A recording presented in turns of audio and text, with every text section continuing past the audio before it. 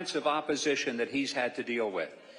And I'm convinced that next Tuesday, when he wins and becomes not only the 45th, but the 47th President of the United States, this is going to be a time that we can celebrate of once again having a president that listens to the people rather than demands that the people just listen to him.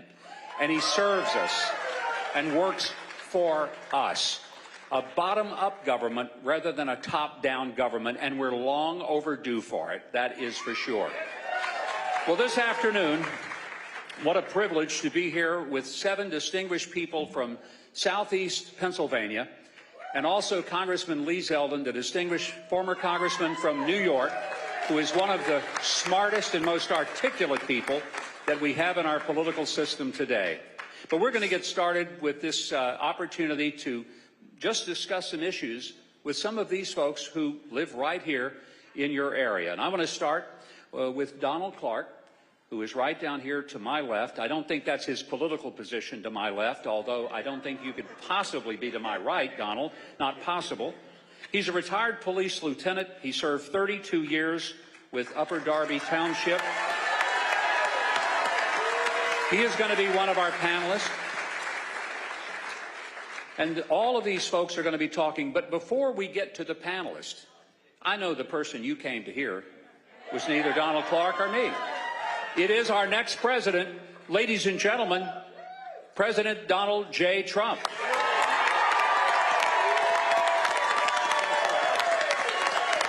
Thank you, everybody. Thank you. Thank you very much, everybody. It's great to be here. Yeah, this was supposed to be just a little group. We're talking about senior issues. There's a lot of people in here. Thank you very much. It's an honor. And I want to tell you, likewise, this man is a fantastic man. He has been from the day I met him, And he's smart, and he can be tough. Oh, he can be tough. He can be, you don't know that, right, Lee? We know.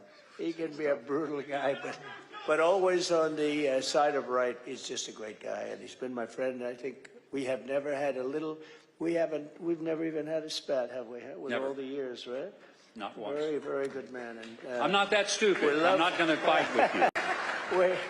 I love having him around, I'll tell you. I want to also thank, as you know, we have Congressman Lee Zeldin, who's fantastic. Almost did a big upset in New York. He ran against everybody's advice, and he pulled it. I mean, what you did was incredible. You showed it could be done, and maybe it can be done. We're going to find out in a few days. Because we had something the other night. It was incredible at Madison Square Garden. We could have filled it up many times. We could have filled that up, Mike, many times. We had it going down all the way down, the people all the way back, if you're familiar with it, all the way down to the Hudson River. And nobody's seen anything like it. Even the owners, good people, very good people. And they said, we've never seen anything like this. And they've had some pretty big championships there over the years, Madison Square Garden. And Wesley Hunt, a person with a tremendous future, great guy. So thank you, Wesley. And this is an election that's really a choice between whether or not we'll have 4 more years of total failure. This has been the worst 4 years I've ever seen. Gross incompetence, but total failure, disaster under Kamala Harris. Nobody knows I say all the time, if you say Harris, nobody knows who the heck we're talking about, right? Harris. And this is what we have, or whether we'll begin the 4 greatest years in the history of our country. And we're starting a little bit from behind because we've been set back. We've been set back badly in every single way with inflation. I mean, the costs are way too high. And inflation's still higher than it's supposed to be with all that they've done to try and get it down. But they use the number, Mike, 20%, but it's probably 40 or 50% if you really look. Look, interest rates with us were 2%, and now they're 10%, and you can't get the money. They don't include interest rates. That's a big deal if you're buying a house or anything else. And so many other things they don't include, just like they don't include in their crime statistics the places that have the worst crime. We had that during the debate where David Muir of ABC said, no, I said, crime is through the roof. He said, no, sir, it's down, crime is down. The next day they release it. I said, it's up 45%.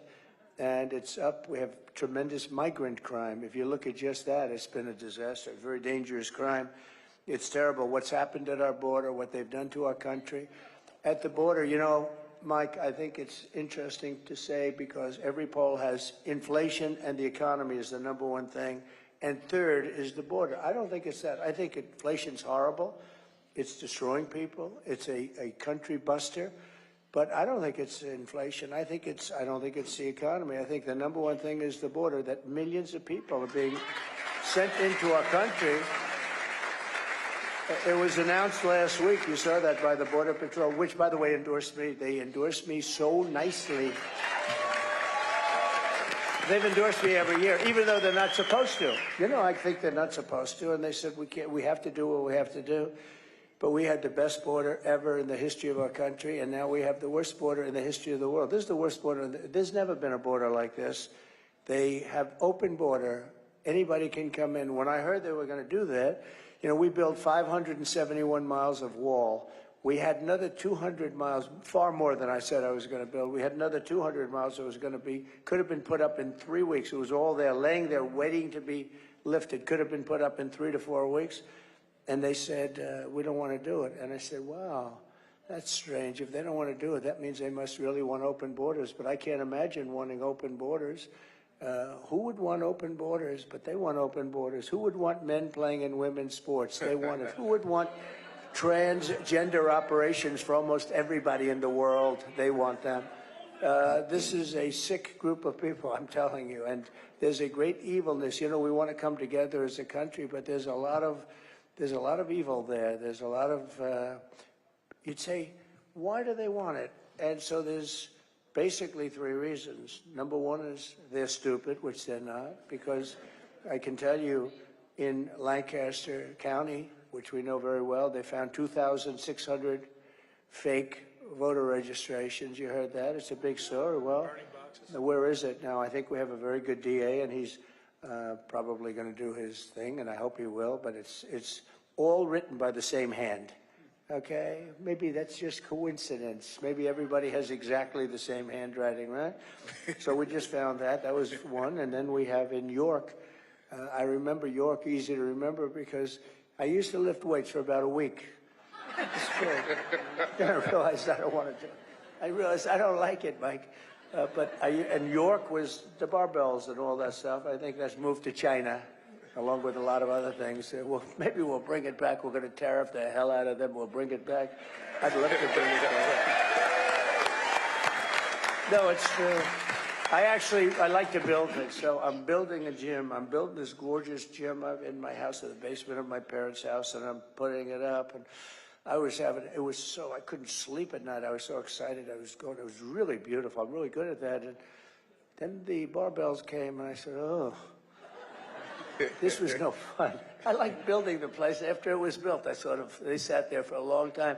But I remember they came from York, PA, right? And it was big stuff. But the other reason, I mean, if you think, the other reason would be that they really would like to sign these people up to vote, right? And that's crazy. And the third reason would be they hate our country. Because who would want to have millions of people coming into our country? Many of them are murderers. Many of them are terrorists. Many of them are gang members from the street, MS-13, and almost worse. You know, the Venezuelan gangs are almost worse. And these countries are taking their prisons, and they're taking their prison population, putting them in buses, and bringing them to our border. Venezuela's got half their prison population has been brought to the United States of America and dumped like we're a garbage can, for their people. And these are rough prisoners. These are really rough people. These are not people that you want to say, oh, gee, let's have dinner tomorrow night. These people are tough and mean, and they're coming into our country by the hundreds of thousands. And we have over 21 million people in 3.5 years. If they ever got possession, and you know, we have a real problem. We have to take these criminals out of this country. We have to deport these criminals, and we're going to do it.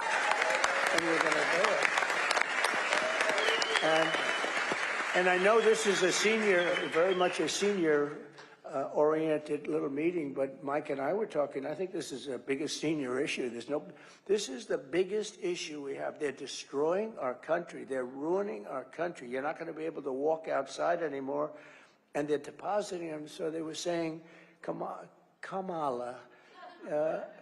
was saying yesterday, no, I really think walls are fine. Well, for her whole life, walls are, forget it. And the only two things, remember, that work without obsolescence are walls and wheels, right?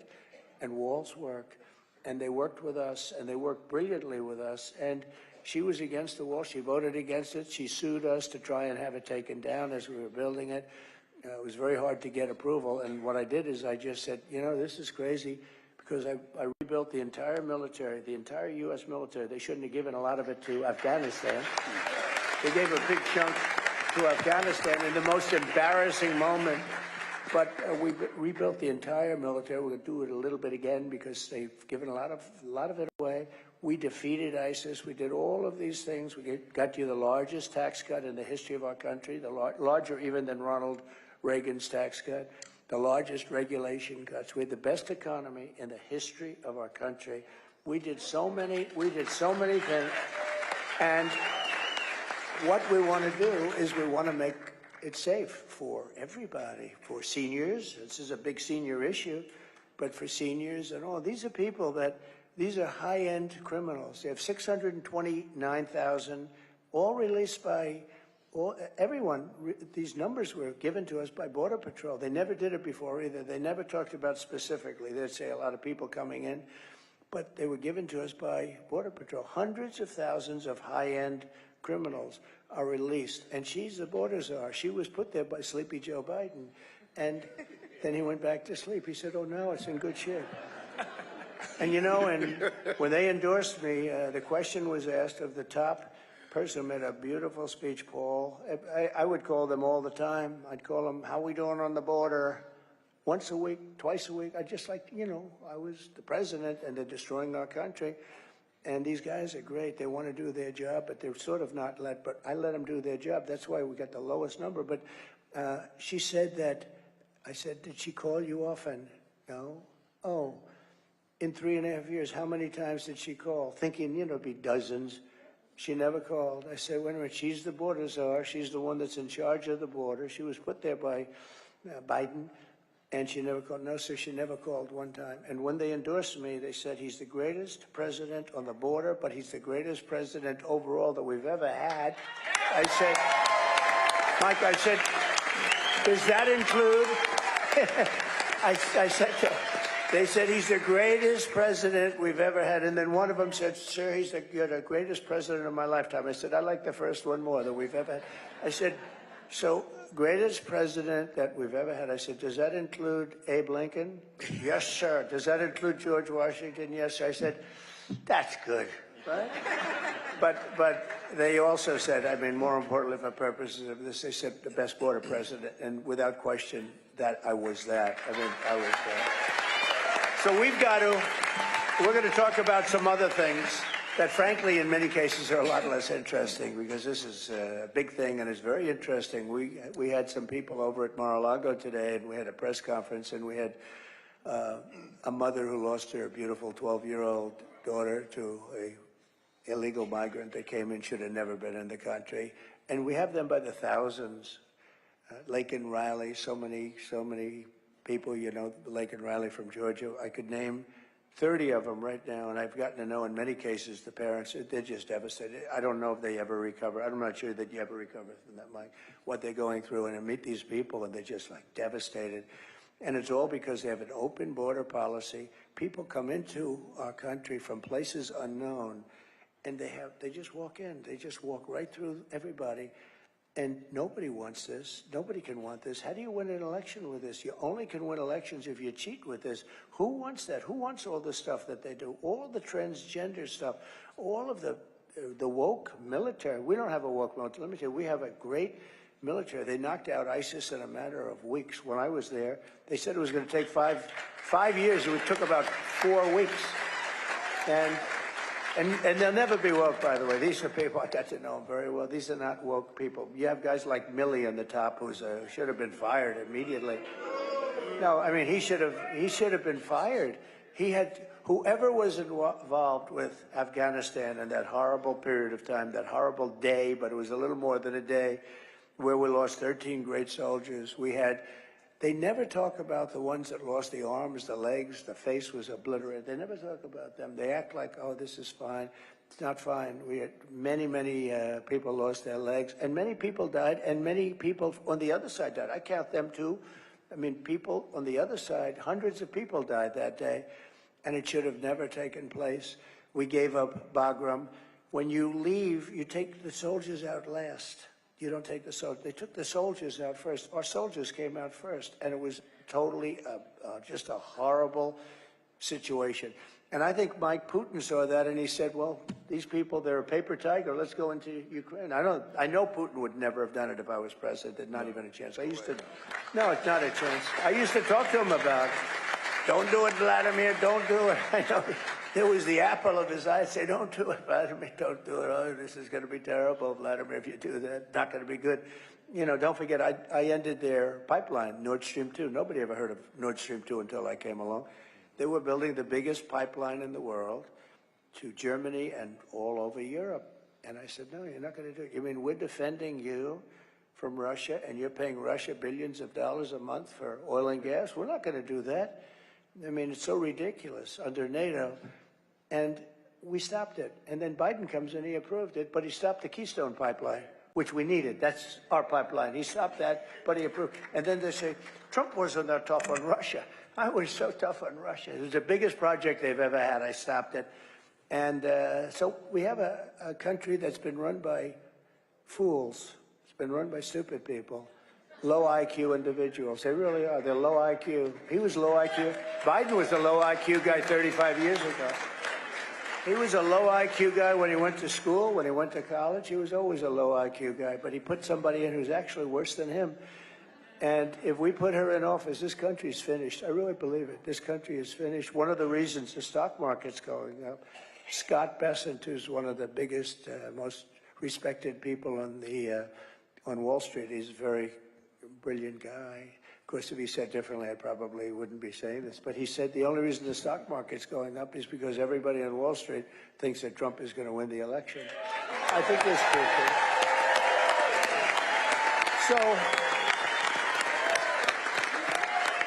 So we have to keep you safe. In addition, from a medical standpoint, Mike, we have to keep them safe physically from these people that are coming in. And we're going to do I don't like doing this, but we're going to do the largest deportation in the history of our country.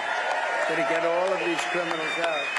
And it's not going to be easy. And, you know, I say that, and you know who has the record? Dwight Eisenhower. And I call him a moderate, but he hated to see people coming in from other countries and violating our borders. He was right. But he was a very big deporter. He deported people when they walked into our country. He'd take them out. And he has the record, and I don't. It's not a record that I want either. We all have a heart, but we have no choice. Now you have also, and you also have others, and we'll also finish that. No, we're going to put up sections of the wall that would have been put up in a matter of weeks. It could have. You know what they did with this wall?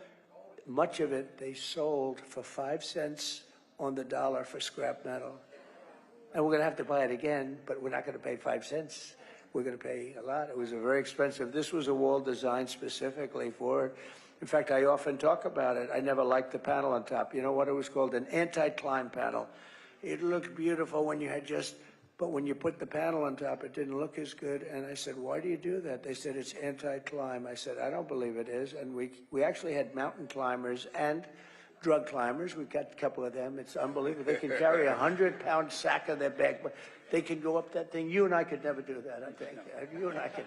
No, they go up it like it's nothing. And actually, the anti-climb panel worked. So I said, good. So it was built specifically out of steel, concrete, and rebar, and hardened steel, very hardened concrete. So we built so many miles of it, and it worked. And we had the best. And by the way, Mexico did pay. They paid a big price.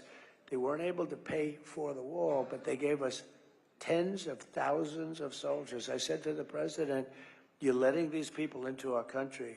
You have to give us soldiers to protect us while we're building the wall. I can't do that. I can't do that. I said, if you can't do that, then I'm going to put tariffs on every product that you make, and we're going to charge you 25% back. And he said to me, like I said, I'd love to do that. That's what happened. Millions and millions, maybe billions, but millions and millions of dollars they spent on, they gave us. And I said, free. I don't want to pay for your soldiers. I want it free because they're coming through your country into our country. And we did a lot of things. We did great things. And very important was the rebuilding of our military. But in part of the rebuilding, I said, look, this is an invasion into our country because you couldn't deal with Congress. You had guys like Mitch McConnell and others that were just absolutely terrible. I tell you, he can be Republican. He can be. I'm a person that says it like it is. And guys that were really not on our side very much. And I will tell you, I said, this is an invasion of our country. I'm going to take it out of the military because the military had a tremendous. I was able to get tremendous amounts of money to rebuild our military. We have jets that were 50 years old. We had, Mike would often hear stories where you had the bombers where the grandfather flew the plane, the son flew the plane, and then the grandchild was flying the plane. The same plane. It was like so old. And we rebuilt almost our entire military. We're going to be upgrading that. So we did a lot of things, and we did a lot of things medically. One thing I'd like to talk about is right to try. So you know what that is. I hope nobody in the room needs it.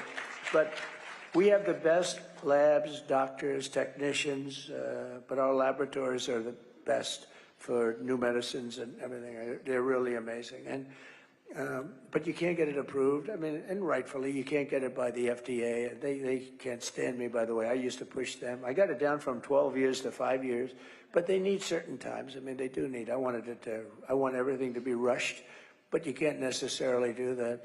But we have a situation where we have things that are really good. We're pretty sure they work. They may not, but we're pretty sure they work. And I said, why isn't it, if a person's terminally ill, why can't they use this stuff that may or may not work? Sir, it's been going on 48 years. They couldn't get it worked out. The country didn't want it because our country would be sued.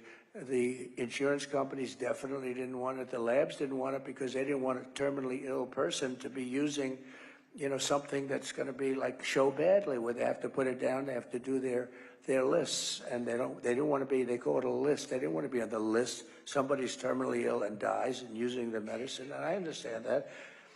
So I got everybody in a room, every one of the doctors, the labs, the insurance companies, and even the country representatives, the Justice Department. They all came in because they couldn't get it done. I said, here's what we do. Somebody can use it. And these people were going all over the world. They were going to Asia, they were going to Europe. If they had money, and they would get scammed many times, but they'd go all over the world. We couldn't do it here.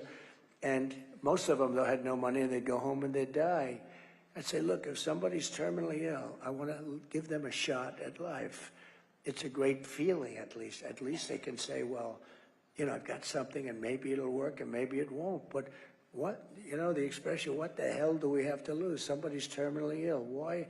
They were saying, we'll be sued. I said, you're not going to be sued. So we worked out, and it didn't take that long. After 48 years, within a period of about a month, and then I got it approved by Congress, believe it or not, we could get things done. But think of this, we got it approved, and everybody agreed. Anybody that signed that document, you wouldn't sue anybody. If something happened to your family, the family would sign, the person would sign. No liability for anybody, and you have the right to try. We have saved thousands and thousands of people. And it's very interesting. Some of the biggest proponents of it now are the people that fought it the hardest to get it, like the laboratories, the medical companies, because it actually showed that it worked. People are terminally ill, and in many cases, they came back, they had absolutely no problems, they have no disease, they have no anything. It's called right to try. We did that. Nobody thought we could get it approved. We got it approved. They signed a waiver of liability, and which in business you sort of do, but I got everybody into a room. I said, we got to do this. And we've used, I have a person who works for me, was saved because of that. A very great person that works for me was saved because of Right to Try. There was no medicine, there was nothing was going to work, but there was a space age something, material, you know, a medicine that they were going to use and that they did use. And it saved, anyway, it saved millions of lives, all these different things that they're developing. And in some cases it doesn't work, but in many cases it does. I would say in many more cases it does. So, Mike, we saved thousands and thousands of lives. And again, I hope nobody in this room needs it, but it's awfully good. It's awfully good. At least it gives you a hell of a shot, and it turned out to be really amazing. So I'd like to ask Mike to now take over and go around the room. I'd love to hear from Ed and Ted and everybody, and we'll see how we're doing, okay? Thank you very much. Thank you. It's a great honor. Thank you. Thank you very much. Well, Mr. President, you certainly just gave us a good reason to be happy about next Tuesday. You reminded us why you've been fighting for the people. And every one of these folks who are here at the table are here because they live in this area. They all come from different perspectives, but they have a unique understanding of what's needed in this country and why we need you to be back in the White House. And I'm going to start with Donald Clark. He's a retired police lieutenant. He served 32 years, and he did a variety of roles from patrol officer, field training officer, K-9 officer, was on the SWAT team. I think it's interesting, Donald, you were in the police business 32 years. You've been married 36. You might tell us which was the hardest of those two careers, but I want you to speak specifically. Don't do it. You can get yourself in trouble. He wanted to be cute. I've done that. Don't do it. Say, I love my wife very much. The police was... You'll be careful on this. Good answer. But speak to the issue of crime. Would you go back into police work today knowing the kind of challenges police officers face that maybe weren't faced then? And then as a retiree, how difficult it is to live on retirement income given the economy that we currently have? I'll be totally honest, I would not want to go back and work on the street again. I spoke with a lot of my colleagues, and the biggest thing that is really challenging now is it's burnout, the inability of retention and recruitment of the officers that we need due to the lack of respect and hatred towards the law enforcement prevalent in our big cities today. Coupled with that is the lack of support from administration, budget cuts, and the lenient and soft on crime policies of the district attorney's office in those cities. In turn, a trickle-down effect into the surrounding communities comes down from this. And just because Philadelphia has it, now all of a sudden Upper Darby has the same issues. And then with this, it's forcing law enforcement to do more with less. And the one thing I always told my officers when I was on in roll call was, everybody showed up to work tonight, everybody goes home tonight. And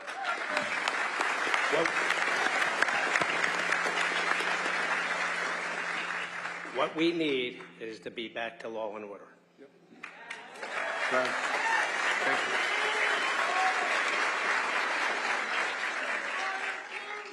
you. Now that I'm retired, and I retired in 2020, and I do have a good pension, but it is a fixed income.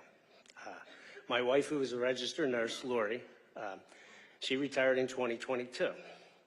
But with the unstable economy, the high cost of living, high inflation, we were not comfortable with what we had put away for our savings for retirement.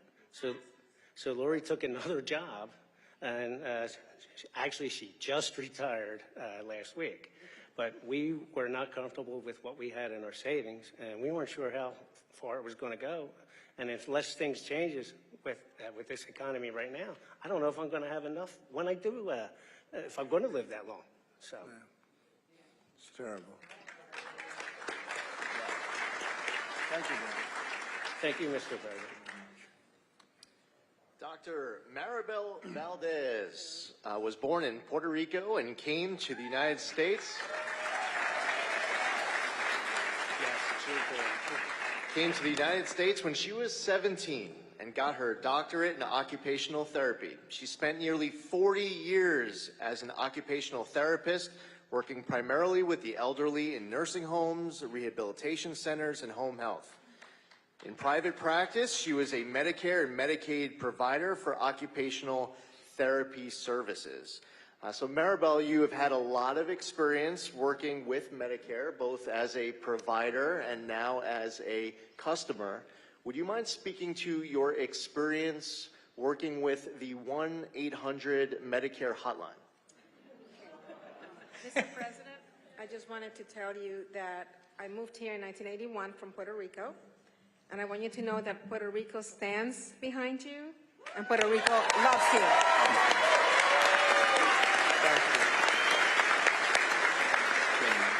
Well, we love it.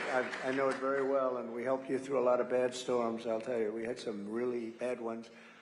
You remember you were there when I brought the hospital ship against everyone's advice, and we got it in there and took care of a lot of people. But I think no president's done more for Puerto Rico than I have. So thank you. That's really nice of you to say. Appreciate it. Thank you, Mary. My experience with the 1-800 Medicare line has actually been very positive. As a customer, I was pleasantly surprised. The wait time is really no longer than about 10 minutes. The automated system tells you how long you're going to wait, and if you do not want to wait, they will call you back. You could leave your message and they will call you back, and they call you back promptly. It also tells you when the height of calls is at, so you want to call on a different day when they don't have that many calls, you could call on that day. The information has always been very helpful. It has been my experience. They share a lot of resources with me. They take their time. They even go through the website and say, let's go to Medicare.gov and let me show you which page you could find this information. If I'm not by my computer, they will email me the publication or the policy for me to look at later. So I have had a really good experience. And right now, especially, is open enrollment from October 15th to December 31st.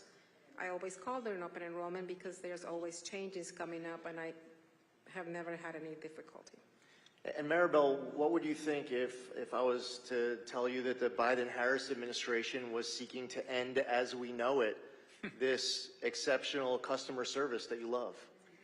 I wouldn't know what to do. I mean, what will happen during open enrollment if I have heard that there's an upcoming change to my Medicare benefits and that they're going to change, and I have nowhere to call? Or nobody replies to my phone call, or I had to maybe only go to the internet and rely on information that is not accurate or reliable, you know?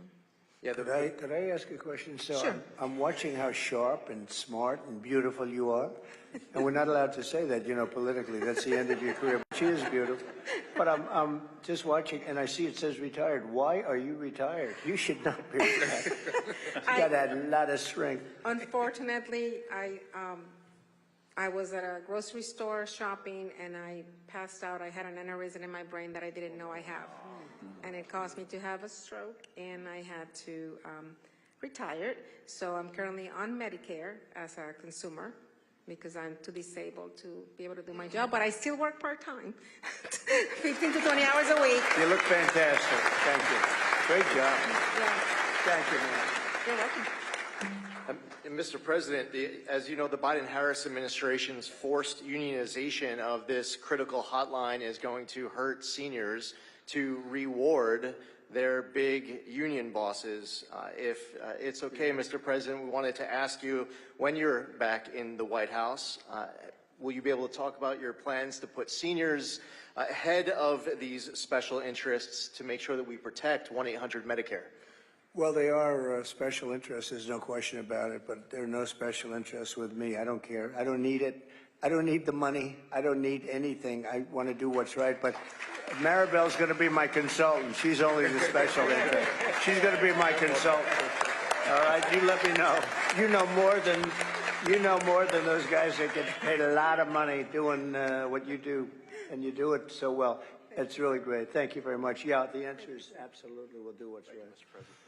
Thank you, Maribel. You're welcome, sir. I love the idea that you're going to use her as a consultant. I think that's smart, and I it's like it. also one of the reasons that people recognize that you listen to people who are actually in the middle of something. We have a couple with us here today, Joe Rooney and his wife Beth, both of whom have been military aviators. Joe, a Marine Corps pilot, career. The Marines are here. We're in good shape. He retired as a lieutenant colonel in the Marine Corps. He's then flown for Delta Airlines for many years in private sector. His wife, Beth, pretty remarkable life. 24 years as a naval aviator, the very first U.S. Navy female jet test pilot ever. Retired as a commander. Very impressive, both of them. They've served our country honorably and very significantly, and I think I'll just ask them as a couple to express, in terms of speaking to the president, tell him which one of you is the better pilot. That's what we really want to know. I'll answer that. My husband has retired, and I'm still flying. No question. There you go. Great. What do you hope from the president in terms of policies that will affect people who are retired, whether they're military or private sector? But you've both done your service for this country. I'll start out, if that's okay. And if you don't mind, I'll make a quick digression. Mr. President, have you ever seen the movie True Grit? Yes. With John Wayne? Yes. So it was my honor to live under you and help get you elected 8 years ago. And then I watched those 4 years. And I have seen what's happened in the intervening 4 years to everything that was done with you leading up to the calamity of Butler, PA. And I hope you don't mind me saying this, but you have true grit, okay? Thank you, Joe.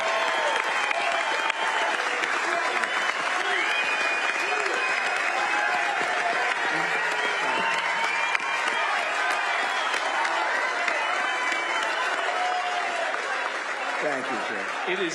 It is our honor to do all we can. I live in Montgomery County and Abington Township, and the GOP in Montgomery County and Abington Township is working every day from now through November 5th to get you elected. And we're doing it. So, Joe, thank you very much. That's really nice. I know I digress, but I honestly mean it. And my wife will add some more. But you asked about how we can help seniors. Mr. President, for 4 years, you showed us what a strong economy looks like. A strong economy helps seniors. A strong economy helps people on fixed income. A strong economy helps people who are below the average amount of money or maybe struggling, and we have them in our own neighborhood. What a strong economy we need is low energy prices, and I know you're all for low energy. We need an all-of-the-above solution. We need nuclear, we need natural gas, we need coal, we need electrical coming from wind, and we need it from water and everywhere else that we can get it. But it's all of the above. That will lower our prices for food prices, gasoline prices, the prices that seniors and fixed income people pay in the wintertime, and basically it's going to lower inflation, which is the tax that cripples us all. And we've had that before, and we'll have that with you. From what I understand of the Harris plan, it consists of two things. One is divide people, and the second one is raise taxes. That doesn't solve anything, and any economist will tell you, you tax things, you get less of it. You lower the taxes on things, you get more of it. And the other thing I'd like to say, and folks, I hope you understand this, Tim Walz is the governor of Minnesota. Minnesota is one of only 10 states that tax Social Security income at the state level. So she chose him. So for all of us in Pennsylvania, we don't have that right now. What can we expect? That is anti-fixed income. That is anti-senior. And I'm afraid that that's what we may look forward to. And the last thing I'll ask you, just because I don't know the answer to this, what does 10 million plus illegal aliens coming into our country look forward to as far as the Social Security Trust Fund is concerned, as far as Medicare is concerned? How can we look at our own kids and go forward and say, we have any idea about it, because nobody does. This is a catastrophe. So those are my thoughts. Well, there's good thoughts. And the only mistake that this great husband of yours made was it's not 10 million, it's probably 21 million, you know, which is, and that doesn't include the gotaways. You know what a gotaway, that's the people that just pour in and, you know, they're all pouring in. And we're not going to stand for it, number one. And number two, we can't. And you know, the reason they come is because we say we'll give you, I mean, they actually tell them we're going to give you health care, we're going to give you this, we're going to give you Social Security, we're going to give you education. We have a community in Springfield, Ohio, with 32,000 illegal migrants were put into a 50,000 person community, and you can't get into the hospitals, you can't get into the schools, you can't do anything. It's a disaster, and it's all got to change. It's not sustainable. I mean, it's not, you had a nice community, Springfield, and now it's, you heard about this, Mike, 32,000 illegal migrants. Now, they sort of made it legal by playing cutesy with the law, but they're illegal migrants, and it's just not sustainable. This is happening all over the country. In terms of pricing, what you're really alluding to is drill, baby, drill, because when we bring the energy costs down, everything's coming down. And we have more energy under our feet than any other country, including Saudi Arabia and Russia. And we were, as you know, energy independent 4 years ago, and now it's a mess. We're buying tar, big bets of tar from Venezuela, and we're refining it. It's a mess. And we have the best energy, we have the best oil, we have the most oil, and we don't want to use it. We want to go and give money. You know, Venezuela is the enemy, and we now are making them a very rich enemy. It's not even believable what they're doing. They don't know what the hell they're doing. But we're going to drill, baby, drill. We're going to use our stuff. We don't need anybody else's. And we're going to open up Anwar in Alaska, which is as big as Saudi Arabia, they say, the biggest in the world. I got it open. Ronald Reagan couldn't do it. Nobody could do it. For 60 years, they couldn't do it. I got it done. And Biden comes in and he decides to not let it happen. I'll get that thing open so fast. We'll supply to everybody. And we'll start paying down our debt and all of those good things. But your costs are going to come down. You bring energy. Energy is really more than anything else. It was their spending, but it was also energy. That's really what brought up the cost, because energy, you need it for everything. If you make donuts, you need it for the stove, you need it for the trucks, for delivery, you need. And we're going to have so much energy. And one of the pledges that I make is that we are going to have energy costs, which are very high right now. And that includes gasoline. We're going to get rid of the mandate, by the way, the electric mandate for your cars. That's going to come off. And that's great. You know, if somebody wants an electric car, I mean, Elon Musk gave me the biggest endorsement you've ever seen, and his cars are great. But not everybody needs to have an electric car or wants to have an electric car. You're going to be able to get hybrids, you get regular gasoline-powered cars, but we're going to bring your energy costs down by 50% within 1 year. By the way, it's going to be easy. We can do it. Nobody else can because we have so much. It's right under us. Even in New York State, they don't realize that New York State is sitting on a tremendous amount, and if they used it, Lee would, I told Lee would have opened that up in 2 seconds. They don't want to drill for the environment. And the people in Pennsylvania, they're sitting there, they have a Cadillac, and the people across the line is right here, and they don't have a car. And it's just absolutely, we have so much energy in this country. We're going to bring down the prices. That'll bring down everything else, and you'll be in great shape. But that's fantastic. I'm fascinated by your wife.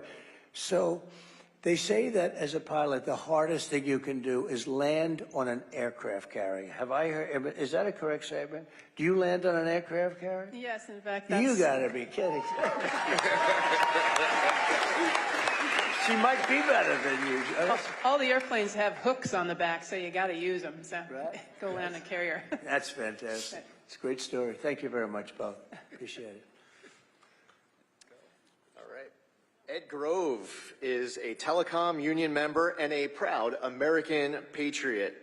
I understand he's also a talented musician and singer, a jack of all trades, and the proud father of 4 grown children.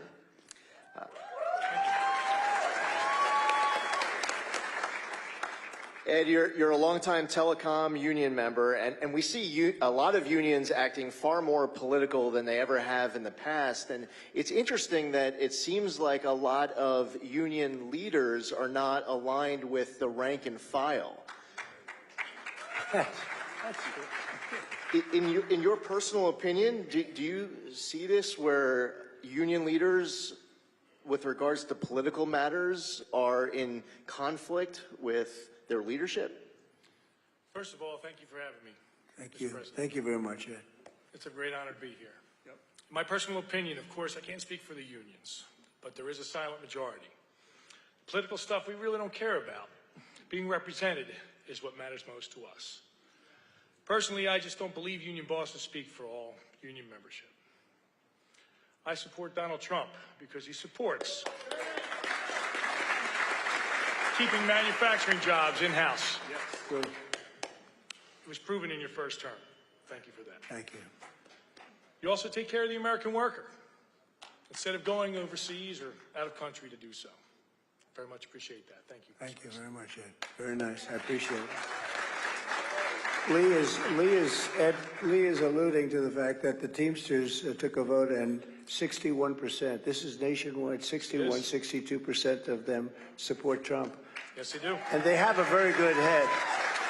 They have a man named Sean O'Brien who's a great guy. He's the head of it. And but he released those numbers, which is something I appreciated very much. And the firefighters, the same thing. They support me, the rank and file, so we have a lot of the unions beyond that. I think the auto workers in Detroit, we're going to bring back a lot of plants into Michigan. We're going to bring them back very fast. And you probably read, Mike, where I they were building a giant plant in Mexico, sponsored and owned by China. And I let them know, and that would have destroyed Michigan. This plant would have made as many cars as all of Michigan. This was going to be the largest plant in the world, and I let them know, you build that plant, and we're going to put the biggest tariffs on those cars you've ever seen. And that was about 2 weeks ago. They've just announced they're not going to build the plant. That's a great thing, isn't that good? Now, if they want to build it in the U.S., that's okay, Ed. If they want to build it, Mike, in the U.S., that's okay. But they're not going to build it in another country and send the cars in here and destroy all of that. That's what's happening. That's what's been happening for 50, 60 years. So they just announced, China just announced they're not going to build the plant. I'm very happy about that. Thank you very much, China. Absolutely. Thank you, sir. Great honor. Thank you. Mr. President, I want to introduce you to Dr. Kathleen McGuire. She is just to my right here. She has a very esteemed academic career in gerontology, but I think she brings something else to the table, not just the academic study of gerontology, but more importantly, she cared for her own mother for 2.5 years. And Dr. McGuire, if you could express, when you went from the academic side, studying and teaching others about gerontology, and then taking care of your mother, what were the big challenges, and what kind of assistance did you find from the government when you were trying to be the caregiver to your own mom? Thank you. I appreciate being invited here. The challenges were not being able to navigate the system, not knowing how to navigate the system. Yes, I taught the class, but it's different when it's your own family member. You can tell everybody else how to do this, make sure you give them resources here, but if you don't know it yourself, that's even more difficult. When you live that experience, living with my mom, and I'll tell you, it was very challenging, and I'll tell you a little bit about her history. What happened was that she was living alone in the Pocono Mountains, on a mountain, 100 miles away from family. She was a widow, trying to keep up her house. And according to the Department of Human Services, she was not able to get any assistance because she was not under the federal poverty level. Even though she was on a fixed income, getting Social Security, and she had an Advantage plan, which was also more money. She had one big asset, and that asset was her home. So she was asset rich and cash poor. All right? So it was difficult. She wanted to live there, and she wanted to die there. But it was more difficult. She had to make difficult decisions. Do I pay my taxes, which she had to pay her taxes. She had to pay association fees. She had to pay utility bills with, what, $1,400 a month, maybe? She had to pay for food, maybe. And she had to come up with a decision. What do I do? Do I maintain my home or do I eat? She chose to maintain her home rather than her well-being. she decided, well, as her health deteriorated, we brought her back to my house in Bucks County, Upper Southampton, rather than Lower Southampton. Not far from Mickey D's where you were, yes. Right.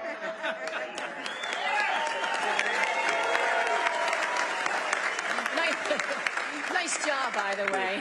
Thank you. And that whole day was very well appreciated. Thank you. And so she was not really willing. If you get to a certain age, my mom was 83 years old, they don't want to leave their home. She wanted to stay in her home. She wanted to die in her home, but was not safe anymore to be alone. And so we had to quickly find out and navigate the Medicare system. And so what we found for my mother, and maybe for other seniors, because remember she was asset rich and cash poor, that Medicare does not pay for adult care services, adult daycare services, hospice.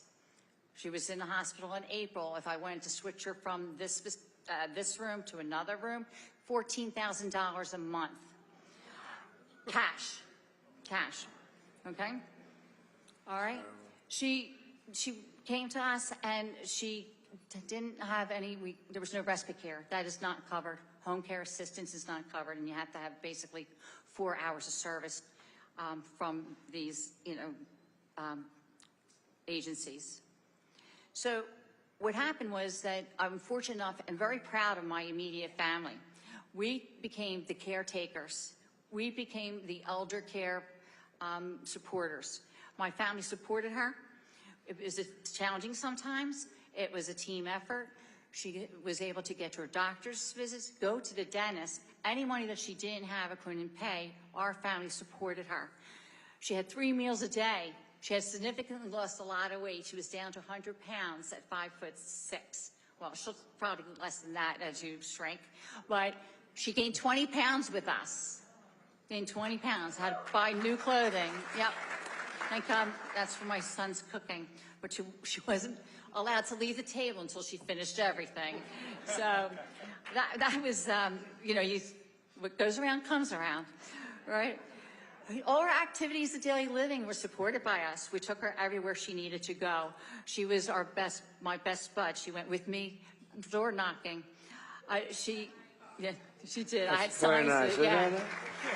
I knew I liked her. 83 years old, door knocking. Sometimes Very I'd nice, leave her in thanks, a car and I forgot that she was there. I was too busy talking. But she was with me, wasn't she? So, but the most important thing, because, okay, Medicare, we had a difficult time. She had her family, and that is who her support was. And unfortunately, it took 2.5 years for being assigned a case manager to help us. Did that work? After 6 weeks of being into a facility, she had passed away. And at lower than, probably about 100 pounds. But you know what? It's difficult to navigate this system, and it's difficult when you need help and assistance because there's no one there to help you. And I'm very proud of my family for that. So asset rich and cash poor. What did they do with the house? What happened with the house? Oh my gosh. Well, I was showing somebody pictures earlier. See, I'm in the real estate business, so it's always interesting. Yeah. My mom, she lived in the Poconos, and what happened was I was there one day visiting my son in New York, and I came home, I noticed mold. There's black mold all over, and she was hiding it. So we had to take the whole roof off. You could look into the house, sheetrock off, everything off during the winter. And so her utility bills were $1,000 a month. So what did I say? She ended up with $1,400 maybe to $1,200, $1,000 for her utilities. What did she have left to pay for the rest of her bills? So as the work progressed, now insurance does not cover a new roof. Right. So as the work progressed, the workers walked off the job, off the construction job, went out of business with her money, and did not finish the job. So the house now is sitting there, not sitting there. We're going through her things, which is the worst, horrible thing to have to go through. Going through her things, and we're going to have to put it up for sale. And, A good area for oh, in the family. Poconos, Albrightsville, right by Hickory, if anybody knows where Yeah, Hickory that's runs, good. State Park, a Big Yeah. Boulder, Lake Harmony. Yes. Good. Yep. That's good. Well, Mr. President, Thank you. you announced a tax break for Americans like Yes. Dr. McGuire that people have served as caregivers. So, I mean, it's like you've already thought about how that could I did. help her. It was suggested to me by a very smart reporter, if you can believe this, right? There's some smart ones out there. Good one, actually, a good person, and suggested a tax deduction for caregivers because you devote the time as a family to it, and if you had to hire people, I mean, you wouldn't have enough people. You wouldn't be able to do it. Families take care of their children. When we have service members coming back from wars, sometimes the wives don't want to do it. They won't. Bad things happen. You understand? They come back and they're injured, badly injured. The mother takes care of the son and has to take care of the son for a long period of time. It's very sad when you see it happening. They go out to war and they come back and they have problems, difficulties. And so I want to make it so that we're getting tax credits for those people that take care of people, because honestly, if these people, a lot of them are called angel moms, and they're called a lot of different things, but they're beautiful names, actually beautiful names. They're beautiful people, and not everybody's like that, to be honest with you. But when we have people like that, I think they should be given that tax credit that we talked about. I mentioned it the other night at Madison Square Garden. It's great. If some families are, the caretakers have to leave their jobs as well. Right. I'm on a Social Security. I'm over Will you be age. able to finish the house yourself? Will you be able to? My husband, who's behind me, and my children will probably finish the work, and we're trying to. Well, if you need a little extra, am I allowed to do this? I will, because I'm not in office now, so I could do it. But you'll come to me a little bit, okay? You'll call up Mike will come. So if you need a little extra, we'll help you out. Okay? All right? You left, and I'll have him be the guy to figure it out. All right? All right, Mike? That's a beautiful story. Thank you very much. Thank you. Lovely. You're a lovely woman. Beautiful. Beautiful. Thank you. Thank you. Appreciate I'm it. glad the pilots didn't give me any story like that, right? Huh? Thank you. Well, good luck with it. Beautiful story. Yes, thank you. I appreciate it. And grief is hard. No. That sounds like a great mother, actually, right? We were very close. My mother was very young when she had she hates it when I say it, and I hope she sees this, my older sister. She's only about 15 months older. And so, yes, she was my best friend, basically. That's great. Beautiful story. Thank Went you. everywhere. Thank you, Kathleen. Thank you. Mr. President, as I introduce our last panelist here, it's a little closer to our heart with Wesley, a fellow Army veteran, as I introduce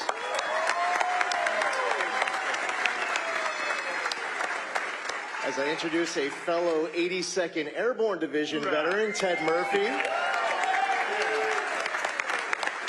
There are a lot of military branches up here well represented, but at this event that has a lot of seniors, we have one person in particular who is a member of our nation's greatest generation. He served in the Pacific from 1944 to 1946. Ed Buffman is here. Ed.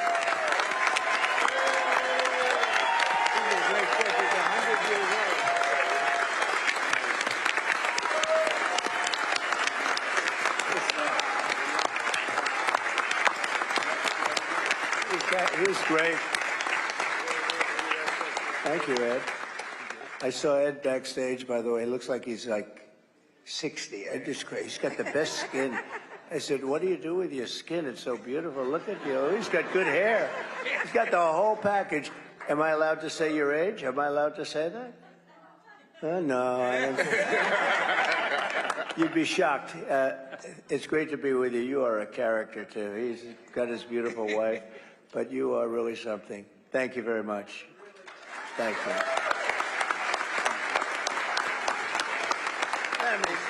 Mr. President.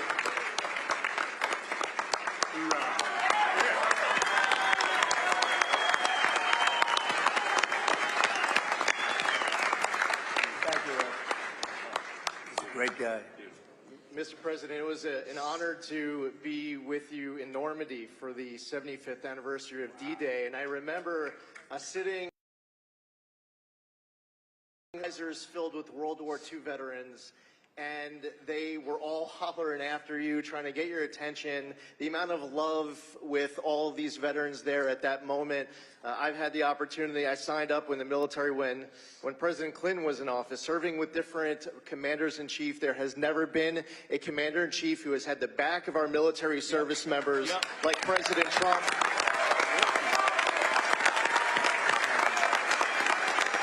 And our veterans have never had a commander-in-chief who's had our back like President Trump. Thank you very much. Very much. Thank you very much. And we need to get you back next Tuesday. Thank you very much.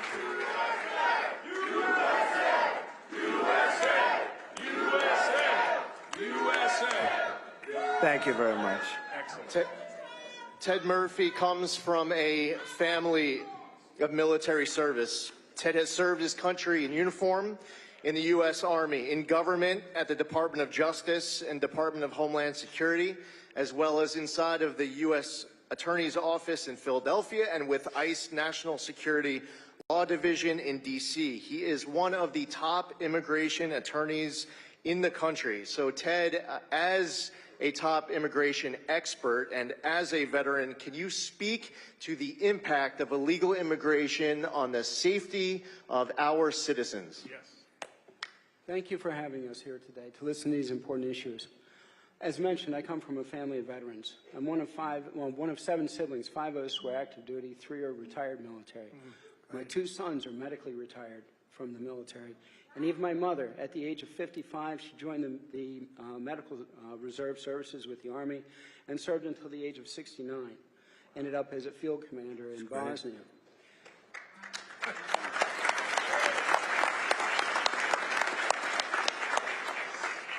Included in that group are 4 paratroopers and 2 combat medics. And those are just the guys. The tough ones are my mother and my sister. So, veterans, it's taking 5 months now to process their medical claims. It's taking a long time. Claims that shouldn't take that long. Veterans desperately need care when they apply for those services.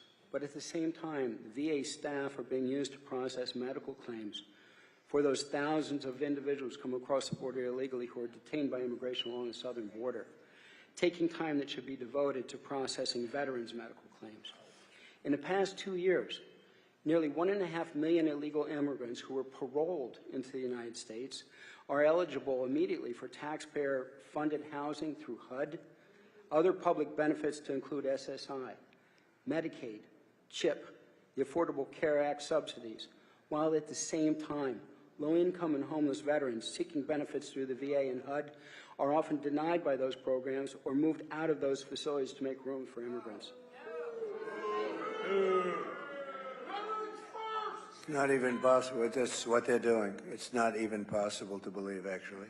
With Homeland Security transferring millions of the other illegal immigrants throughout the United States with no federal funding available, the cost for their housing, medical care, and education falls on states and local governments as unfunded mandates, depleting resources and funding available not only for our veterans and our seniors, but for all of our citizens. As a former federal immigration prosecutor and private attorney, I know that many of those entering illegally include persons involved in drug cartels, gangs, sex trafficking, human trafficking, and much more. Homeland Security personnel have admitted that very few are properly vetted, yet they've been allowed to come into the United States and are continuing their trades here. That puts all of us at risk. So, Mr. President, after you win your re-election, how fast can we address these issues? Well, you know, we'll do it immediately. So I think I mentioned before that we have the highest rating of anybody in maybe ever at the VA. We did a lot of things. We also did something where we were allowed to get rid of civil servants that were really bad people that were, and I love civil servants, but this was a group of civil servants, a certain percentage, turned out to be 9,000 people. We got rid of this. These were people that treated the vets unbelievably. I mean, these are sick people. And we fire them and we replace them with people that can take care of our people, that love our country and love our vets. This is great. We'll get it done fast. You mentioned the word parole. That's a word they use now. They bring people in and they just say, you're paroled. And now they're all of a sudden like it's supposed to be some form of citizenship. That's what they're doing in Springfield, Ohio. 32,000 people. They're under parole, and people that are in this country. And you take a look at, you know, they're putting a lot of the people that come in illegally. And some of these people are really, I'm trying to be nice, these are really rough people. Our soldiers are laying out on the streets in New York and other cities.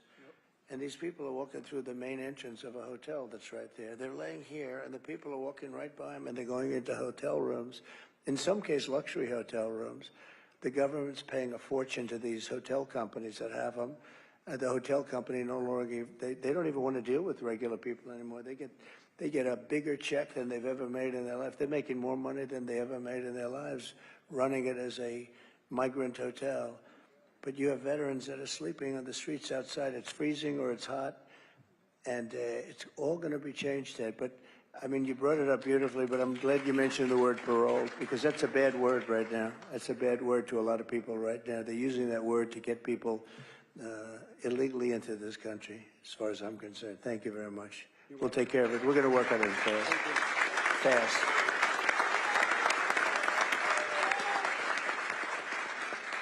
President, thank you so much for being here. Thank you for being willing to put yourself out there for us. You could have had such an easier life if you weren't doing this for us. You sacrificed so much. God bless you. Any final thoughts, Mr. President? Well, thank you. Now, first of all, you're a fantastic young guy, and he's a great lawyer, great everything, and a very successful congressman, and he's a friend of ours, and he's really been great, Mike. I know how you feel about him, but I appreciate it. And Wesley, likewise. You didn't get a chance to speak as much. I was going to say, let's let him speak for about a half an hour, because he's a very impressive guy, but he doesn't need to do that. Just to say that we're going to take care of things. We're going to do things. And, you know, you are right. I didn't need this. I could have been on the most beautiful beaches in the world. I could have had a wonderful life like some other people. I would have had that.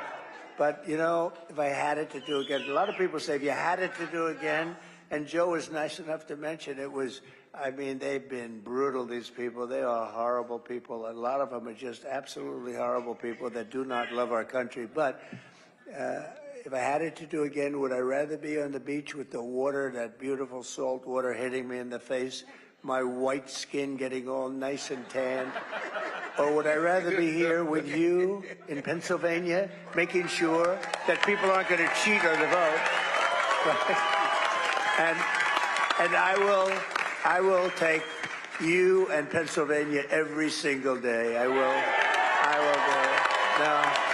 And the reason is, Joe, and the reason is Lee and Wesley and Mike, and it's so great that we're all together because we've all been friends for a long time. But the reason is that we're going to make America great again. We're going to do something that nobody, you know, a lot of people were worried about our country. This country is in very bad shape. We're a failing nation. We really are. We're a nation in decline, as some people would say. But we are a nation in decline, and we're not going to be a nation in decline for long. We're going to turn it around very fast, and we're going to make America great again. And I want to just thank everybody. And it's a real honor. The spirit, you see the spirit, Mike, it's incredible. The spirit that we have right here. It's all over. It's all over the country. And you know, there's a word called hope. People really want, we did great the first time. We did much better the second time we ran in 2016 than we ran. And as you know, we did much better. We got millions more votes, but there's never been anything like this spirit. And part of it is that, let's assume I haven't changed that much. I had these similar ideas and everything, but they see how badly our country's run. It's being destroyed by incompetent fools. And we're not going to let it happen. We're going to turn it around. We got to win. We got to win. We have 6 days to go, Joe. We got to win. So, and thank you very much. A great honor to be with you. Thank you. Thank you very much, everyone.